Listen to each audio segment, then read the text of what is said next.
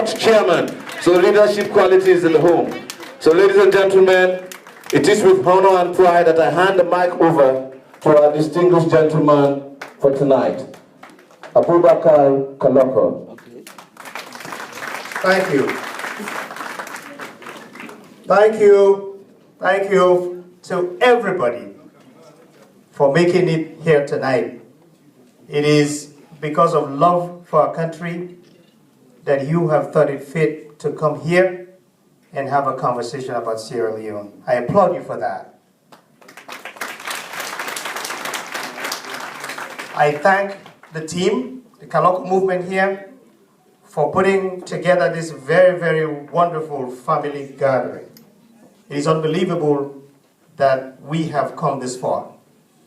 And let me also take this opportunity to thank my wife and my family. Without them, this would have been impossible. This journey would not have come this far. Her support is as solid as a rock, and I deeply appreciate it. And let me also thank the executive of the Kaloko movement in the United States for taking the time to put this together and work with me in making sure our movement becomes fruitful. I am, of course, elated to be given the privilege of spending some time with this very special family of forward-thinking Sierra Leoneans tonight. Now, this occasion will be remembered as a celebration of our fraternity. So we're pulled together by the magnetic forces of hope and unity. We are here because of the firm belief that a brighter day lies ahead of our country, even as we tread through a very rough economic trajectory.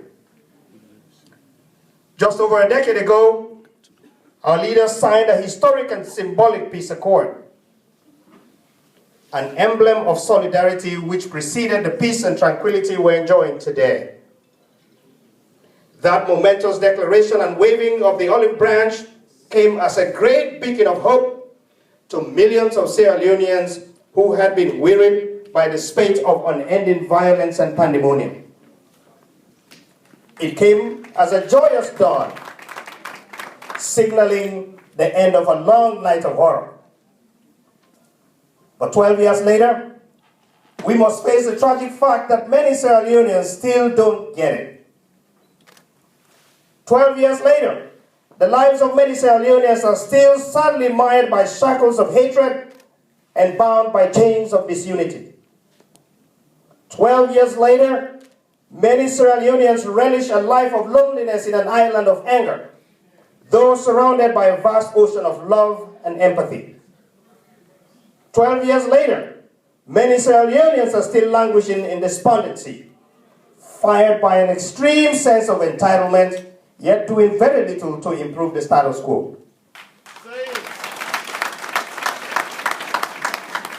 And here we are, estranged from our own land. Isn't it sad? Very sad. So the Kaloko movement is here tonight to sensationalize this very awful condition of our being. We're here to talk about our reality. In a sense, our movement has come to the United Kingdom to have a family chat. When the world brought us together and our leaders appended their signatures to the historic peace accord, they were designing a path for our country which every Sierra Leonean must traverse as the surest passageway to prosperity. This document was a promise that all Sierra Leoneans will be guaranteed the right to live free of violence and avail themselves of the benefits of liberty and the pursuit of happiness. But this quest for life, liberty, and happiness does come with obligations and responsibilities for every citizen.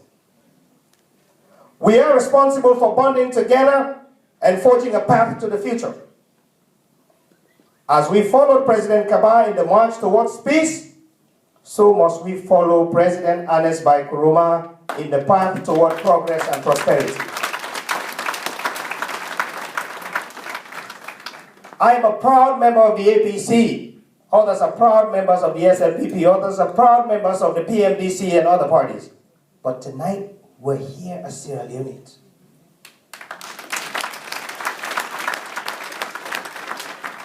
Back then, when we signed the peace accord, we had agreed that we will stand behind our leaders as they blaze the trail for us. It is obvious today, however, that many of us have defaulted on this solemn undertaking. No doubt, our commitment to cooperate and work together is quivering, ladies and gentlemen.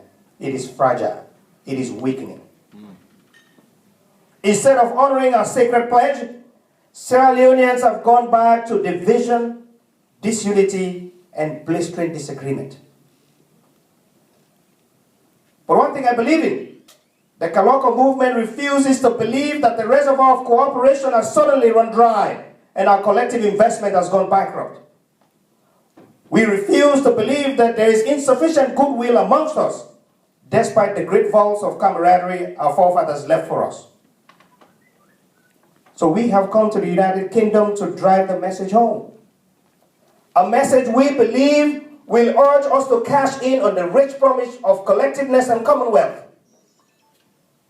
As the Reverend Martin Luther King once said, we have come to this hallowed spot to remind Sierra Leoneans of the fierce urgency of now. The Ebola virus disease is over. So we must join the bandwagon and give a booster shot to our president so he can lead us through the frontier of hardship to the bliss of prosperity. Fellow citizens, this is no time to engage in complacency, apathy, or hatred. It is also not a time to wait for missteps so we can point accusatory fingers on Anes by Kuruma. Now is the time to rise from the dark and desolate valley of rage to the sunny path of affluence. Now is the time to strengthen our leader, so he will have more vigor to unlock the gates of opportunity, so all Sierra Leoneans may enter. Fellow citizens, now is the time to lift our nation from a state of melancholy to a solid state of vibrancy. No doubt, the evidence suggests that President Kuruma is doing a fantastic job in garnering resources so as to accomplish the mission. Roads and bridges are being constructed on a massive scale under his leadership. Under his direction, the rule of law is having a firm grip on the fabric of our society yet again. Energy self-sufficiency has made the greatest strides since the war came to an end.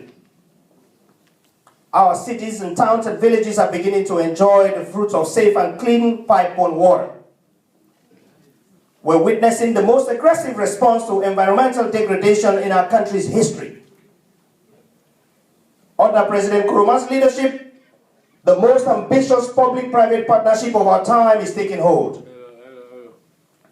But ladies and gentlemen, President Kuruma cannot do it alone. Certainly, not when, as opposed to giving him the requisite support, most of us Sierra Leoneans are engaged in a sacred mission of distraction, waging a senseless jihad of disorientation and demoralization. It will be fatal for our nation to overlook the urgency of the moment and to underestimate the power of unity. The Kaloko movement will not rest until a sudden jolt of invigorating adrenaline pumps through the vein of every Sierra Leonean. For us, the Kaloko movement, declaring our country Ebola-free is not an end. It is the dawn of a new era. For those who want